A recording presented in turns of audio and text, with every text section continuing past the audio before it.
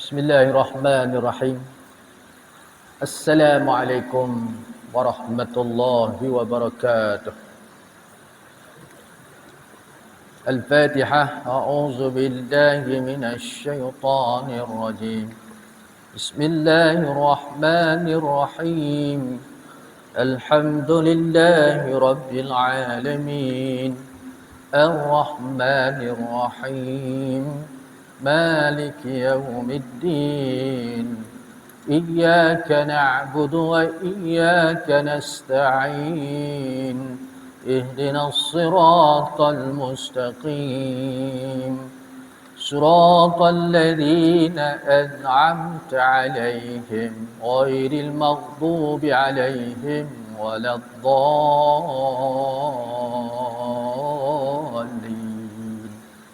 آمين. Rabbi israh li sadri wa yassir li amri wahlul 'uqdatam min lisani yafqahu qawli. Subhanaka la 'ilma lana illa ma 'allamtana innaka antal 'alimul hakim. Wa la hawla wa la quwwata illa billahil 'aliyyil 'azim. Allahumma salli ala sayyidina Muhammadin nabi ummi wa ala alihi wa sahbihi ajma'in, amma ba'd.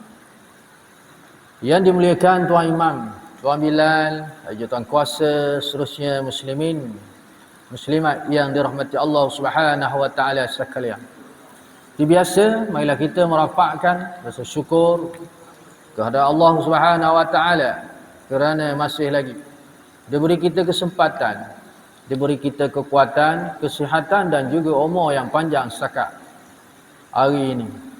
Mudah-mudahan dengan taatnya kita laksanakan segala titah perintah Allah dan juga segala suruhan baginda Rasulullah sallallahu alaihi wasallam. Meninggalkan segala larangan Allah dan juga larangan baginda Rasulullah sallallahu alaihi wasallam. Mudah-mudahan akan ditambahkan lagi nikmat kuat, nikmat sihat dan juga nikmat panjang umur insya-Allah. Alhamdulillah dengan inayahnya, dengan kudrat dan iradat, dengan taufik dan hidayahnya, maka dapat bersuara lagi kita pada pertemuan kali ini untuk meneruskan pengajian kitab Fiqh Kesempurnaan Salat, insya-Allah. Apa khabar semua? Alhamdulillah, ya, cuaca sejuk. Dah mula dah ni. Bimbang juga berterusan. Dan tapi nak macam mana? Ni musim dia dah ni. Allah minta-minta supaya ya, tidaklah orang kata terlalu banyak hujan turun sehingga mengakibatkan banjir yang besar lah. Itulah kita mohon pada Allah Ta'ala. Mudah-mudahan. Baik, kita sambung aja kitab kita ini. Masih lagi membincangkan roh solat. Membincangkan tentang roh solat. Mengenai kekosyokan dan kehadiran hati dalam solat. Pada pertemuan yang lepas, buah hadis Nabi sallallahu alaihi wasallam, kita ulang balik, ya. Kata Nabi, "Man lam tanhahu salatahu anil fahsya'i wal munkari lam yazdad minallahi illa bu'da." Yang bermaksud sesiapa yang solatnya tidak dapat mencegahnya daripada kejahatan dan kemungkaran, maka dia tidak akan bertambah hampir kepada Allah, bahkan dia semakin jauh daripada Allah. Ini hadis Nabi ni, tuan-tuan. Dia suruh kita berfikir, dia suruh kita bermuhasabah tentang solat yang kita lakukan selama ini. Ya, kesan solat yang diterima Allah sudah pastilah terkeluar daripada apa yang dimaksudkan Nabi.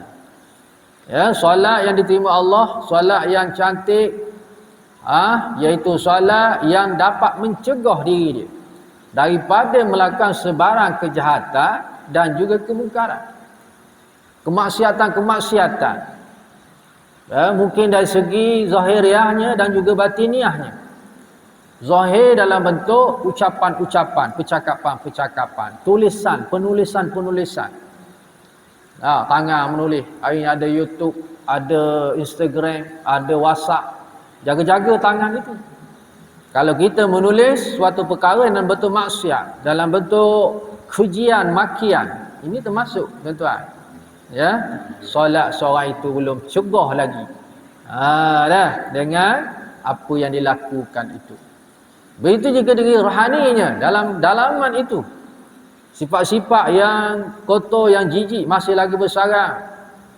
Ya, termasuklah mungkin hasad dengkinya, iri hatinya, riak, sombong, takabur dan berbagai-bagai lagi tu, tuan-tuan. Ya, itu pun termasuk juga.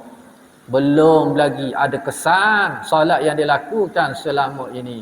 Maka kalau solat yang diterima Allah sebaik-baik tadi, dia mencengkam, dia menahan, dia menghadang orang itu daripada terjerumus melakukan kejahatan dan kemungkaran ini. Dan begitu juga kata Nabi SAW, orang yang solatnya sempurna, solat yang diterima Allah Ta'ala, dia semakin hampir dengan Allah. Ini pun kita tanya diri kita. Orang lain tak boleh nak menilai. Diri kita rasa bagaimana dengan Allah Ta'ala. Adakah kita semakin hampir ataupun semakin jauh? Tapi kalaulah kita rasa semakin jauh, maka itu pun petanda menunjukkan bahawa solat kita belum sempurna. Ada rasa, ada cacat celanya. Jadi kita perlu perbaiki. Perlu muhasabah dan bentuk mempertingkatkan. Ngaji lagi, memperbetulkan lagi akan kesilapan-kesilapan, kesalahan-kesalahan yang dilakukan, terutama dalam solat yang kita lakukan itu. Termasuklah hal yang kita bicarakan, hadirkan roh solat itu, dan nanti kata kekhusyukan ketika mana kita solat pada masa-masa yang kita lakukan, solat fardu ataupun sunat. Insya-Allah, maka di sana kita akan lihat penerimaan di situ diukur dari aspek yang disebut oleh Nabi sallallahu alaihi wasallam tadi. Dari hadis yang dipaparkan di atas, jelaslah bahawa solat seorang yang lengah dan lalai itu tidak mungkin akan dapat mencegah dirinya daripada kejahatan dan kemungkaran. Dia ambil, dia tarik, dia buat keluar. Apa permasalahan yang timbul ni sehingga solatnya belum cegahkan diri dia daripada melakukan dosa maksiat, jauh lagi dengan Allah Subhanahu Wa Taala, maka dia ambil, dia korek buat keluar. Apa dia kata? Iaitu di kalangan orang-orang yang melengahkan sembahyang. Sembahyang di hujung waktu, nak habis waktu baru sembahyang. Ini antaranya yang menyebabkan dia ni belum lagi dikata orang yang betul-betul melaksanakan tuntutan kehendak Allah SWT yang sebaik-baiknya. Dan begitu juga disebut solat yang dilakukan itu dalam keadaan lalai. Dalam keadaan lalai termasuklah tidak khusyuk. Ingat benda lain. Sepatutnya kena fokus kepada solat yang dilakukan. Bagaimana diucapkan oleh bibirnya, mulutnya mengatakan Allahu Akbar, berkata Allahu Akbar, Allah itu besar, maka itulah yang seseorang itu patutnya fokus, duduk dalam lingkungan solat itu, merasakan Allah SWT melihat akan perbuatan solatnya itu. Tapi kalau keluar jalan berata-riti, maka ini kata lalai. Bila lalai, itu dikatakan sebahagian daripada rasa tidak sempurna. Itulah dikata barang kalian, inilah dia. Sehingga dikata tidak akan mencegah darinya seseorang itu daripada kejahatan kemungkaran. Jadi kena ubah cepat, masuk waktu terus solat. Sebaik-baiknya solat berjemaah. Dah. Lepas tu kita fokus dalam solat itu. Beri penumpuan, beri perhatian. Jangan lari. Hati kita, dalaman kita dan juga zahir. InsyaAllah zahir tidak ada masalah. Bagaimana kita bincang dulu-dulu. Zahir duduk cegak macam tu lah. Dia menghadap kiblat. Dua badan kita ni. Daripada akad takbir sampai salam. Tak beralih sikit abuk pun. Tapi masalahnya hati beralih. Hati keluar masuk. Ya, hanya sedikit waktu saja. Saat kita sembahyang, hati itu fokus tak keluar. Sikit saja tuan-tuan. Kebanyakannya jalan merata-riti. Ini dikata lalai. Bagaimana nak mencegah seorang itu daripada masih lagi melakukan kemaksiatan tadi? Sebab ternyata di situ dia lalai, dia lengah dalam melakukan ibadah solat. Selain itu terdapat juga hadis yang menjelaskan dengan sabdanya. Ada lagi hadis Nabi SAW yang bersabda, kam min qa'imin hazzuhu min salatihi ta'abbu wan nasab. Artinya ramai orang yang mengerjakan salat tetapi tidak memperolehi apa-apa pun dari salat yang dikerjakan itu. Auzubillah min zalik. Ni kita minta berlindung lah. Tapi Nabi sebut ramai. Ramai kata Nabi, orang-orang yang mengerjakan salat tetapi tidak memperolehi apa-apa pun dari solat yang dikerjakan itu. Takut bimbang kita ni tergolong daripada yang dimaksudkan oleh Nabi SAW. Kan? Tu. Nabi sebut cara umum. Umumnya nak bagi tahu ramainya. Bila sebut ramai banyaklah di kalangan umat Nabi SAW ni. Terutamanya umat yang penuh apa dengan apa ni ujian dalam bentuk tarikan-tarikan duniawi.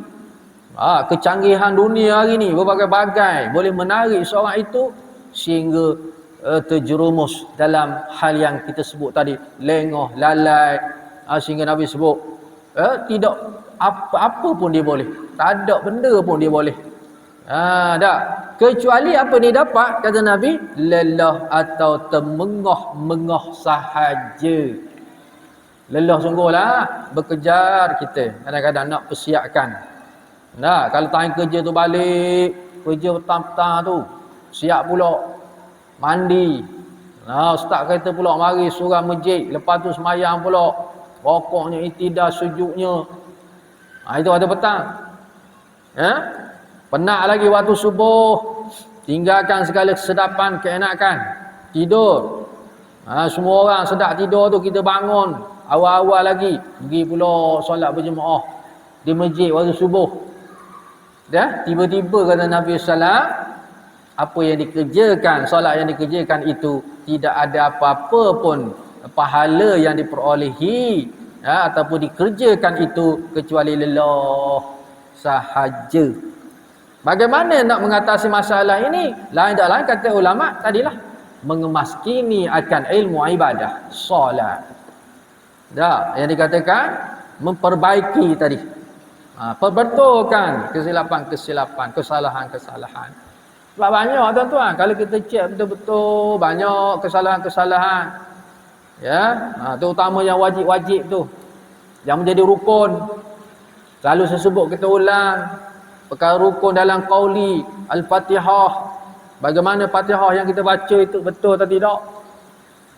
Dengan mengikut hukum tajwid yang sepatutnya. Betul. Apa lagi yang jadi rukun ketika qaulinya? Baca tayat akhir, salawat kata Nabi, takbir atau ihram itu sekali, termasuk sekali tuan-tuan. Sebab ramai lagi orang takbir dalam bentuk sunyi, sepi, tidak berbunyi. Ini masalah juga. Dia tidak melaksanakan tuntutan kehendak yang dimasukkan qaulinya itu. Begitu juga hal-hal yang dikatakan fi'li perbuatan. Kita cek tengok betul tak rokok kita, iktidal kita, sujud kita, duduk antara duduk sujud. Mungkin selama ini kita mengikuti orang ramai sahaja, bukan melalui ilmu yang dipelajari. Hak ni lah tuan-tuan, yang orang kata ni yang boleh jadi tak sempurna, rosak. Dan jadi apabila rosak, tak sempurna, inilah yang dikata Nabi SAW, tak dapat apa-apa, penatlah, lelahlah saja.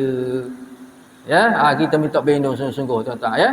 Dan masa yang sama kita memperbaiki. Rasulullah sallallahu alaihi wasallam juga bersabda laisa lil 'abdi min salatihi illa ma aqala minha. Artinya tidak ada diberi pahala untuk seorang hambanya itu dalam solatnya. Ini Nabi SAW sebut terus pahala.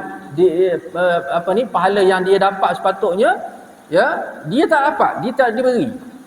Jadi tidak ada diberi pahala untuk seorang hamba itu di dalam solatnya.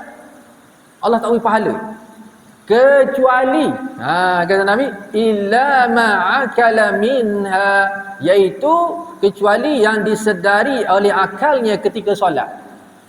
Dia sedar dia buat. Dia merasai dia buat perbuatan solat itu. Maksudnya dia beri tegak, dia akad takbir, dia merasai dia akad takbir, dan dia menghadirkan, dia katakan Allahu Akbar. Maksud Allahu Akbar itu Allah besar, dia hadirkan dan dia merasai, menghayati itu. Start daripada situ sampailah salam tentang gitulah semuanya. Maka dia dalam keadaan sedar, dia dalam keadaan berakal, dia dalam keadaan ingat. Hak ni je Allah Ta'ala beri pahala, kata Nabi SAW. Ada pun hak keluar daripada kandang solat, ruang solat, yang jalan merata-riti tu tak ada, pahalanya tak ada.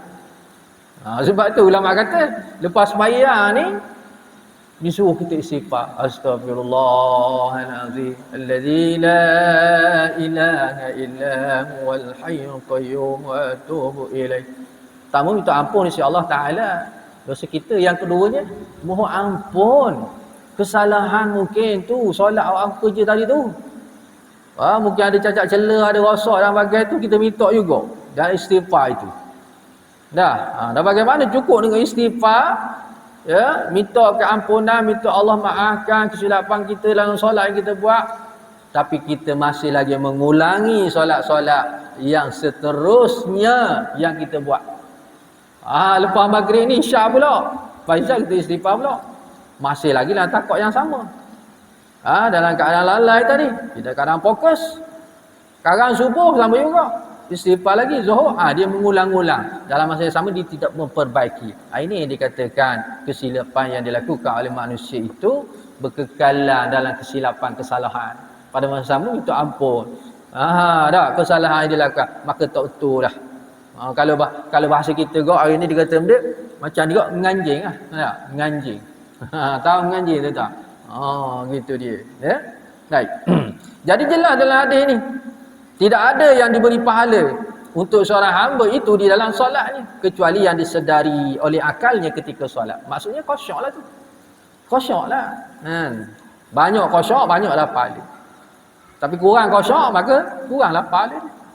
Sebanyak mana kekhusyukan itu, maka sebanyak itulah pahala yang dibuat dalam solat yang dilakukan hari-hari itu. Kita tak nak, tak. Kalau diberi makan penuh 100 tu, dapat 30, dapat 20, dapat 10. Kurang-kurangnya biar dapat 50 ke atas lah. Kan? Nak dapat 100% memang tak dapat. Ya, jangan kata hebat lagi mana seorang itu kalau dia semayang. Tidak ada langsung ruang yang dikatakan lara lala ni, keluar ni. Mesti ada juga sikit-sikit. Walaupun hebat bagaimana pun. Tapi tak apa, itu lumrah. Itu sifat semula jadi manusia. Kita nak sekat supaya jangan semayang kita ni kosong terus. Yang dikatakan 10-20 markah tu kita tak nak. Biar lebih daripada 50. Sekurang-kurangnya macam tu. Tapi bagaimana? Lain tadilah. Kita belajar bagaimana cara ni. Ni termasuklah peringatan-peringatan dan dia khabar di mana cacat celahnya itu. Yang menyebabkan dan mengakibatkan, ya, daripada awal perbincangan dalam bab ruh solat ini. Hakikatnya orang yang sedang mengerjakan solat itu bermakna dia sedang bermunajat kepada Allah, kepada Tuhannya. Mayang ni munajat, jumpa dengan Allah.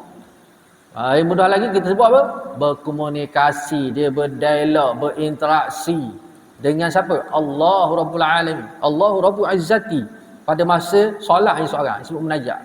Ada kata mi'raj itu, berjumpa dengan Allah Ta'ala pada hakikat sebenar, kan? Sebagaimana yang sering dijelaskan melalui hadis-hadis Nabi sallallahu alaihi wasallam, kita tentu memahami bahawa Berbicara dalam keadaan lalai bukanlah munajat namanya. Lalai tak, bukan lagi dikenali atau disebut berkomunikasinya seorang itu. Bercakap-cakapnya seorang itu dengan seseorang. Nah, berinteraksi dengan seorang itu dalam keadaan lalai. Maksudnya tak fokus mungkin. Tak melihat orang yang sepatutnya kita bercakap itu. Nah, atau kita bercakap seorang. Ini termasuk termasuk. Yang dikatakan orang-orang yang berbicara selain daripada betul-betul berinteraksi, betul-betul bercakap-cakap di hadapan Allah. Sebagaimana manusia macam itulah. Kita bercakap dengan seorang, orang duduk depan. Kita kenal dia, kita meluahkan hati perasaan kita. Dia mendengar apa yang diucap. Itu maksudnya. Tapi kalau dekat lalai tadi, dia tak ada pun depan kita. Kita duk bomek mulut. Kita menyatakan hasrat kita. Bagaimana? Kan? Tak sampailah maksud yang dikatakan munajat itu. Kan?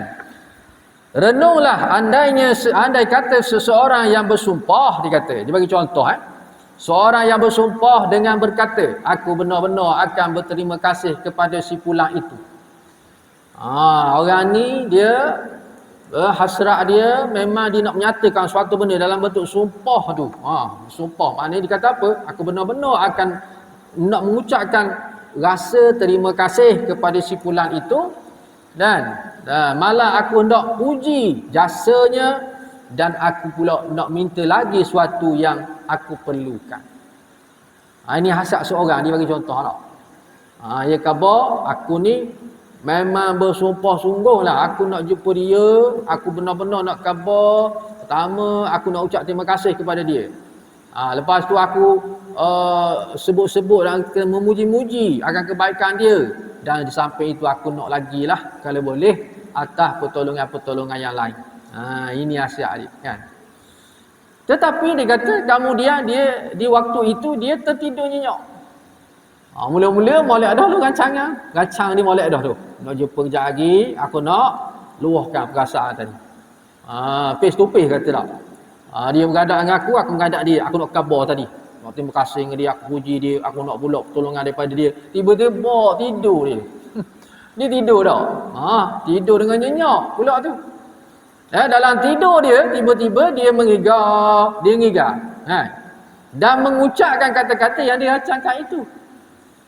Dalam tidur, dalam ngigau, dia ucapkan kalimah-kalimah yang disusun sebelum dia tidur tu. Tu dia tuan-tuan kan.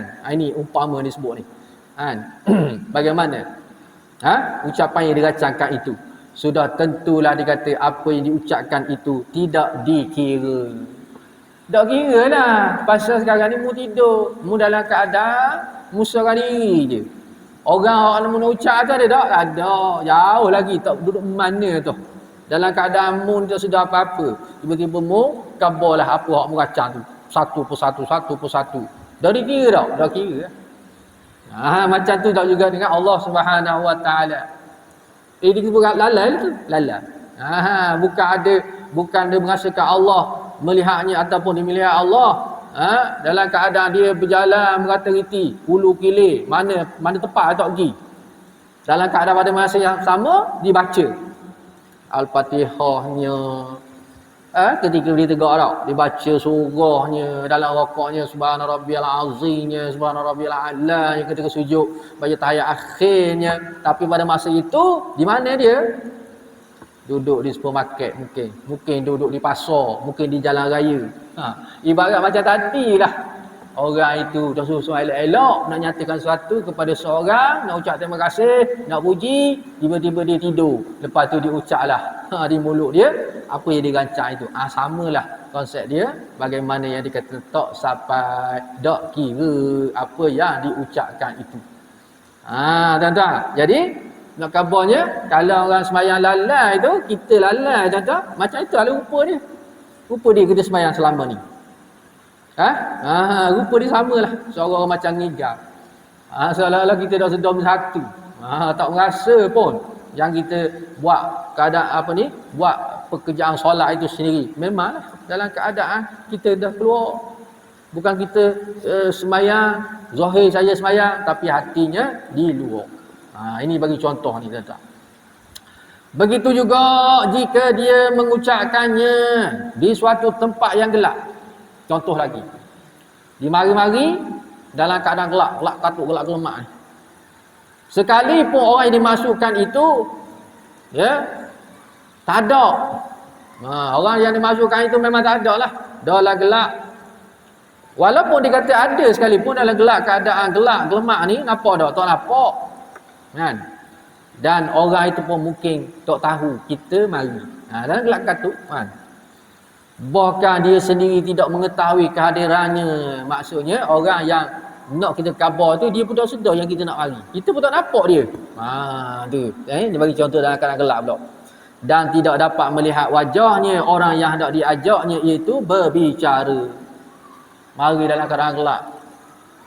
Gelap katuk ni. Orang yang kita nak ucap ada tak? Tak ada. Kalau ada pun nampak tak? Tak nampak. Ataupun orang yang kita nak ucap itu tak tahu pun kita mari. Tak sedar pun. Siapa mari pun tak tahu. Dalam gelap tak tahu benda. Lalu kita pun khabar juga sebagaimana hak tadi tu. Nak muji dia, nak ucap terima kasih, contoh tak? Nak apa, nak minta pertolongan. Sama jugalah kaedah dia bagaimana mengigau tadi. Dia bagi contoh, dua contoh.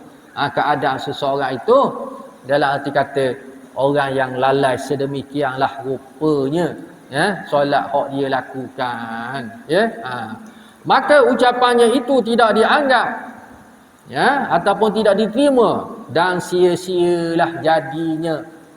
Sia-sialah berucap dalam gelap. Pertama, tak ada orang yang kita nak ucapkan itu. Yang kedua, kalau ada pun kita tak sedar dia ada. Dan orang yang nak nerima apa kita ucap pun tak tahu pun kita ada, sebab gelap katuk tadi, tak kenal pun. Dia kata tak dianggap juga, tak sampai juga matlamat yang sebenar-benarnya apa yang nak ucapkan itu. Maka dikira perkara ini sia-sia juga. Tak apa ni, tak ingin manfaat juga. Tak sampai jugalah hajat ataupun maksud. Sebab percakapannya tadi bukanlah ditujukan kepada orang yang dimaksudkan. Tak.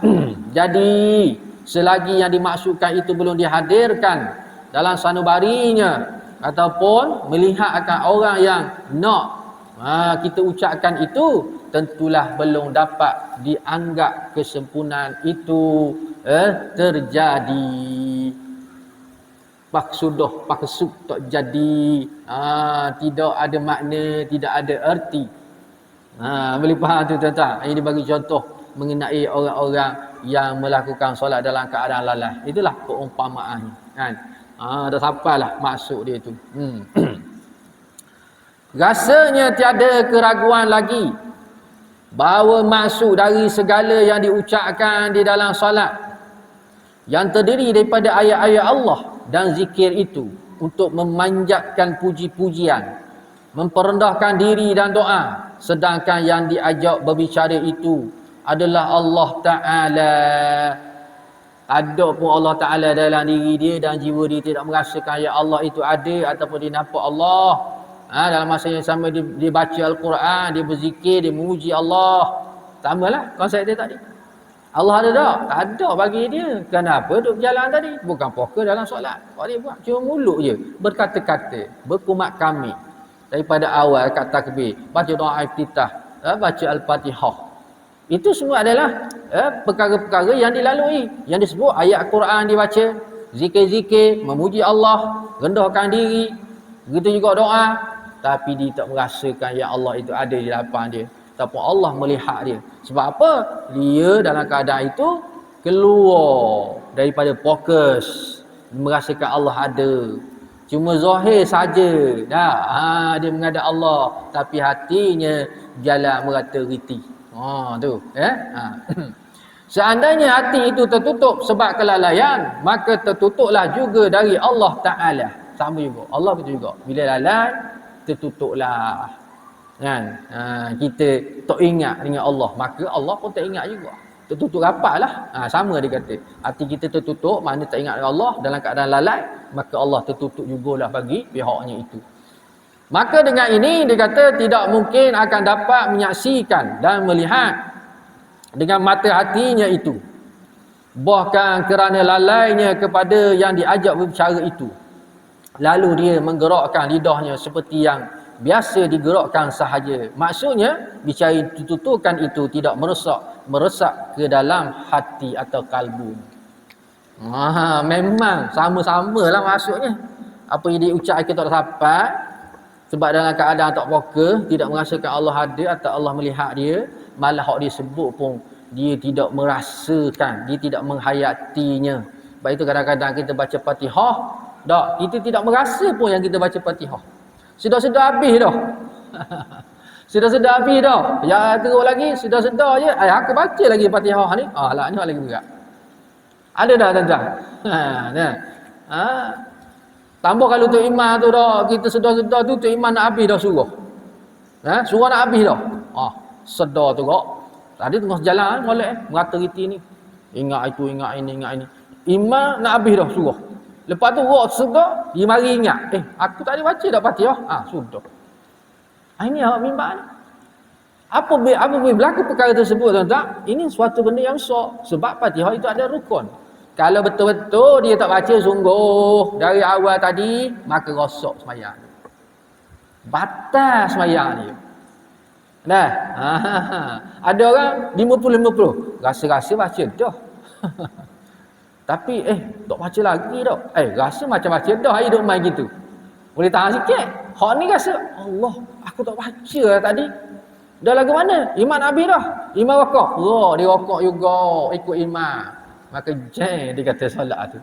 Sebab dia melibatkan perkara rukun Fatihah itu. Ini lesbo tak? Apa yang dituturkan itu dia tidak meresap dalam hati dia. Walaupun dia sebut Tuhan kami tadi. Bismillahirrahmanirrahim. Alhamdulillahirabbil alamin. Arrahmanirrahim. Dia sebut. Tapi dalam keadaan lalai, dia tak fokus, dia tak rasa pun Allah ada, tidak merasakan Allah melihat, maka dia tidak akan meresapi apa yang disebut itu. Malah nak menghadirkan maksud Al-Fatihah itu sendiri lagi lah. Bismillahirrahmanirrahim, dengan nama Allah Maha Pemurah lagi Maha Penyayang. Dah hari pasal tak merasa pun disebut Al-Fatihah itu. Mulut tetap menyebut. Itu dia kan. Tuan-tuan, teruk ni kita melakukan dalam salat yang sedemikian ini. Maka dia kata belum sampailah tadi.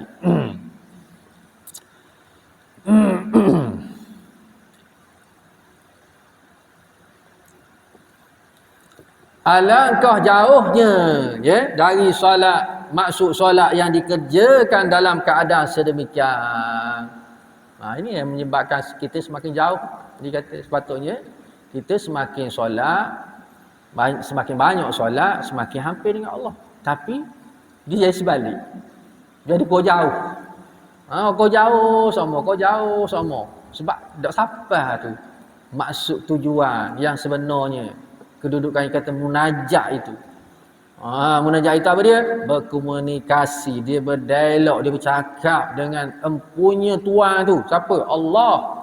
Dia merasakan apa dia ucap, dia merasakan kehadiran Allah itu. Barulah sampai. Kalau tidak jadi macam dia kan. Sedangkan solat itu diperintahkan dengan maksud untuk menjernihkan hati.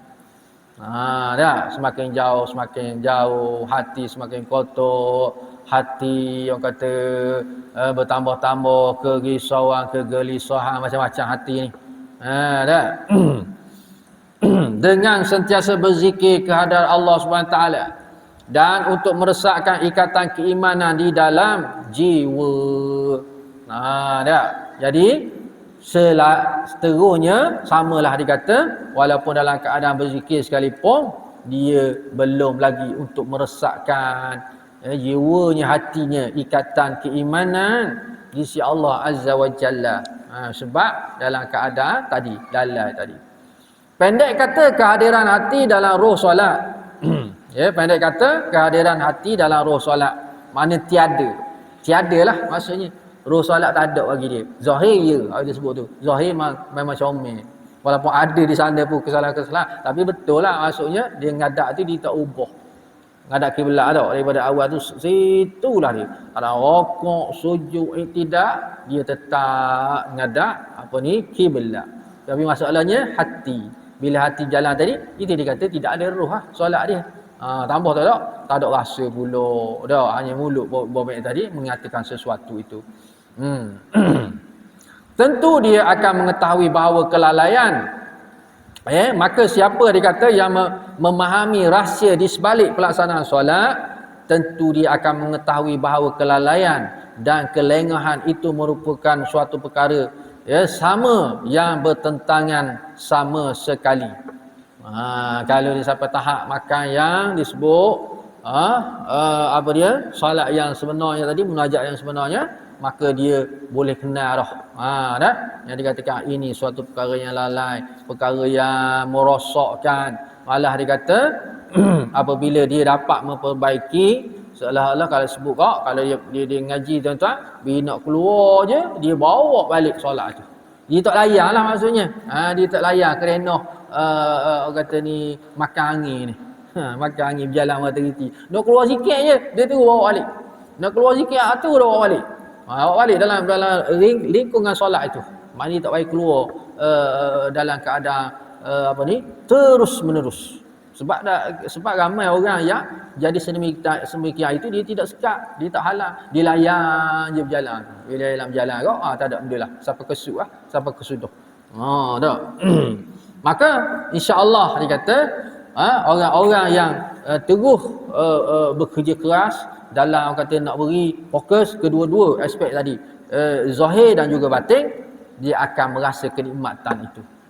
Nak lazat, dia rasa enak, dia rasa sedap apabila dia mendirikan solat. Iyalah. Sebab apa? Sebab sebut tadi, solat itu munajat, berkata-kata, berkomunikasi, bercakap-cakap dengan siapa? Rabbul Alamin, Tuhan semesta alam. Tak ada lah nikmat paling besar, tuan-tuan. Cakap dengan Allah sendiri, direct. Tidak ada hijab ni solat ni. Dia kata istimewanya, uniknya solat. Ibadah lain tidak sedemikian, kan? Solat ni memang gitu rupa dia. Lepas tu dia kata orang yang sampai makan menjaga dua tadi, aspek kerohanian dan juga batin dan zahir tadi, maka dia sampai tahap tadi lah. Dia rasa seronok, dia rasa sedap, dia rasa lazat. Feeling dia tu. Ini dia rasa rajin ni. Dia rasa rajin nak tambah lagu, bukan setakat wajib saja, sunat pun dia nak buat, dia tambah. Malah dia bangun lagi munajat 1/3 malam. Sebab dia merasai bercakapnya dia, berkomunikasi, berdialog dengan Allah Ta'ala. Tapi mengapa kita rasa lemah, kita rasa tak bermaya, kita rasa tak nak dah, cukup setakat wajib sudahlah. Sebab kita dah sampai tahap tu. Dia rasa membebankan pula, rasa macam payah pula. Ini semua disuruh kita cek ni.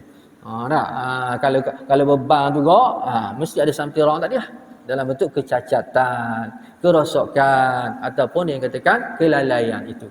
Tuan-tuan. Okey, seterusnya sikap batiniah yang menghidupkan roh solat. Disambung lagi sikap batiniah. Hal batin lah, rohani tadi. Mendalami lagi tentang roh solat ini. Sikap batiniah yang menghidupkan roh solat itu ada banyak dia kata. Dia bincang tentang roh ni. Jiwa kita ni, hati kita ni. Zahir kita sebut dah tadi, insya-Allah molek tu. Kecuali hak tak belajar lah. Hak tak belajar masih lagi. Kalau tak belajar masih lagi, tuan-tuan sebut tadilah. Kata Rabbi masih tak betul lagi. Qauli ni tak tahu lagi mana satu qaulinya, bagaimana peranan qauli itu, bagaimana fi'li yang betul tu. Belum lagi. Kalau dia tak belajar lah. Dia ikut gambar, ikut suka dia, ikut orang aje. Masih lagi tak betul. Tapi nak cerita betul dah. Dia ngaji dah, dia mengemas kini dah. Jadi kita sekarang ni bincang tentang soal hati pula. Roh. Lepas tu dia kata roh ni banyak. Tetapi setelah diamati, dia kata didapati disimpulkan menjadi 6 perkara. Dia ambil 6 perkara dalam kitab ni. Nak bincang dalam hal permasalahan hati ni. Bagaimana kita nak tahu punca dia dan bagaimana kita nak mengatasi, kan? Pertama dia kata apa? Kehadiran hati ataupun konsentrasi, fokus kita, iaitu dengan mengosongkan hati kita. Kita nak sembahyang ni, kita kena kosong hati kita.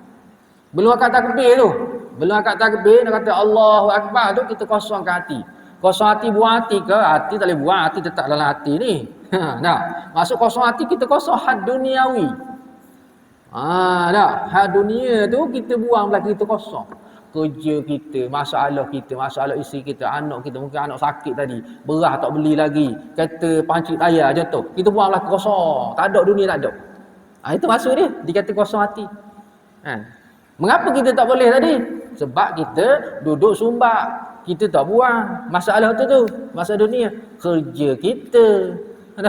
Kerja tak siap lagi. Macam tadi lah. Makanan-makanan tadi nak persiap. Bini suruh beli itu, ini. Kita sumbat masuk dalam, kita tak buang. Maka bagaimana kita nak fokus kepada Allah ni? Tak boleh lah. Berarti kosongkan hati pertama. Ketika mengerjakan solat, dari apa jua sahaja yang ada kaitan, kecuali hal solat itu saja. Kita nak fokus sembahyang ni saja. Hak lain kosong. Kosongkan jiwa hati anda, dia kata. Hati kita ni. Baru boleh. Maka seseorang yang mengerjakan solat mestilah berusaha dan berikhtiar agar hati dan fikiran tidak bercampur bau perkara di luar solat. Maksudnya apa dia tuan? Payah nak kosongkan tu, tapi dia disuruh kita berikhtiar. Bersungguh-sungguh dia kata. Buang ni. Berusaha berikhtiar bersungguh-sungguh. Hati ni, fikiran kita bercampur bau dengan duniawi. Dah, lagu mana ni tak boleh. Usaha juga, ikhtiar juga, siapa dapat. So kurang-kurangnya maksudnya macam tadi juga. Mana bukan sepenuh hati jiwa kita ni, masih dunia penuh dalam. Bukan kita buang separuh. Mula-mula peringkat awal ni. Jadi kelamaan-kelamaan tu insya-Allah kita buang sikit-sikit hingga akhirnya kosong betul. Barulah kita boleh fokus sungguh tentang solat yang kita nak buat tadi. Maka ingat tu, disuruh ikhtiar. Disuruh usaha. Bukan kata buang-buang mari, buang-buang layan je lah. Jangan putus asa. Dia suruh berusaha ni. Kerana apa? Nak suruh kosong, suruh fokus. Kalau tidak tak kosong lah. Tak fokus sampai bila-bila. Pasal apa? Kita bergolongan, memikirkan, bercampur bau dengan hal duniawi tadi. Khususnya dikata yang berkaitan dengan urusan dunia. Saya sebut tadi. Benda dunia, benda selain daripada solat itulah, fokus pada solat tu. Ataupun perkara akhirat lah. Cerita pasal mati ke apa tu, dan dosa pahala itu masuk juga dalam apa ni hal akhirat. Tapi hal itu pun boleh mengganggu gugat juga. Sebab dia suruh fokus untuk kita solat itu, menghadap Rabb, menghadap Allah Taala. Perbuatan-perbuatan, ucapan-ucapan yang kita laksanakan tadi akan datang ni dalam solat tu, iaitu pada dia kosongkan semua hal, kecuali solat. Kita nak fikir tentang solat yang kita nak buatkan, itu saja dia kata kan, termasuklah hak dunia tadi.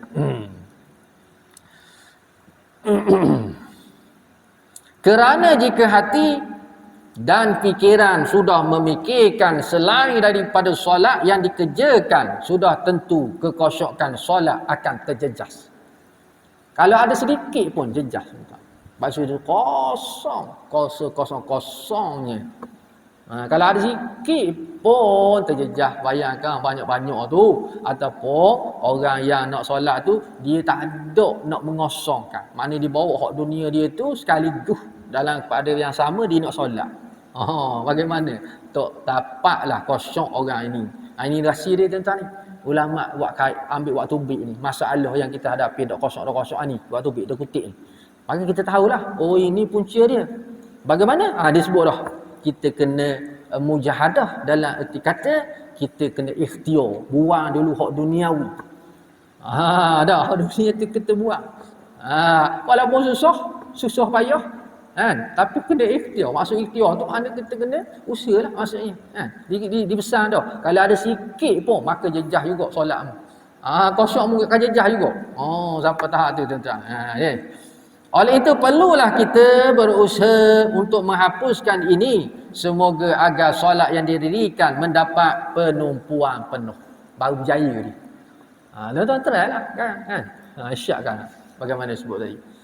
Perkara dunia apa dia.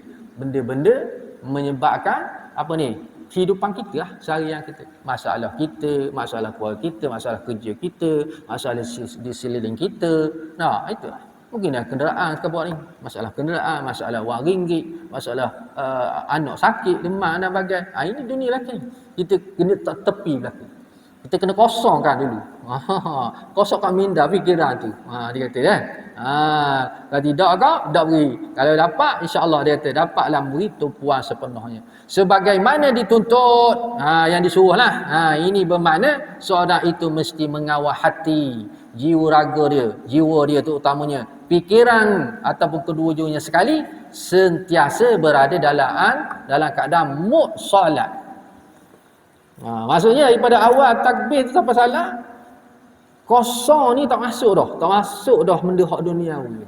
Mana termasuk tak berjalan mengata gitu termasuk dunia tak jalan dah. Mana duduk dalam lingkungan solat. Sebab tu kita dah buang dah hak dunia tu. Kita tak campur aduk tu. Kita tak mengajak dia masuk sekali. Kita pun tak keluar daripadanya. Tu. Maka ini dia kata satu kerja yang payah.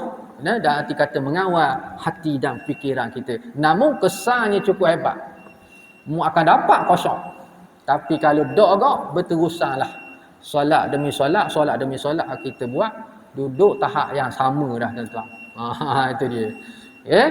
Baik, jadi malam ni kita sempat yang pertama, rahsia dia, masalah dia dan dia ajar bagaimana kita nak keluar permasalahan ini. Yang penting kita tahu dia suatu benda yang payah, dia suka, tapi kena usaha. Dan arti kata ikhtiar bersungguh-sungguh. Insya-Allah lah kalau orang itu nak lah, nak solat dia tu kosong. Tapi kalau dok agak, jadi aku tak ada apalah ustaz. Janji sembahyang sudah. Janji takbir wi salah beres. Awak tanya sembahyang dah sembahyang. Dah beres. Dah bagaimana solatmu? Jalan kata reti li tamukan sekali dah. Tak naklah kan. Sebab Nabi sebut dah tadi tu. Berapa ramai umat aku yang solat. Kan? Tetapi dia dapat penat dan lelah saja.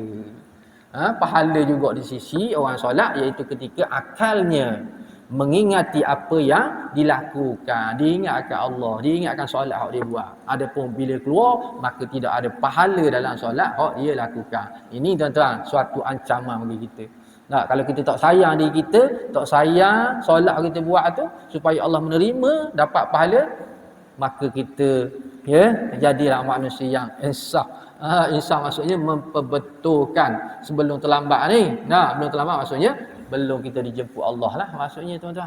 Maksudnya hayat di kandung badan, umur diberi lagi sihat tubuh badan jadi kemah kinilah jadi kena usaha, jangan duduk takut sama dari dulu, kini dan selama-lamanya. Maksudnya solat dalam keadaan lara-lara tadi kan. Jadi ada obat dah tu, adalah isu ni dan juga obat dah ada dah. Kita cuba amalkan insya-Allah. Baik. Jadi sekadar itu sajalah yang sempat malam ni atas perkongsian ilmu yang sedikit ni tuan-tuan. Mudah-mudahan ada manfaatnya untuk kita amal dan kita sampaikan. Mohon maaf kesilapan kesalahan tertulis, ada pun yang baik itu datang pada Allah. Yang lemah kepada sendiri, namun hakikat kepada Allah Taala sekalinya. Disudahi tasbih kafarah dan juga surah Al-As. Subhanallahumma bihamdihi, subhanakallahumma bihamdika, asyhadu an la ilaha illa anta, astaghfiruka wa atubu ilaik. Bismillahirrahmanirrahim. Wal 'ashr. Innal insana lafi khusr إلى الذين آمنوا وعملوا الصالحات وتواصوا بالحق وتواصوا بالصبر. السلام عليكم ورحمة الله وبركاته.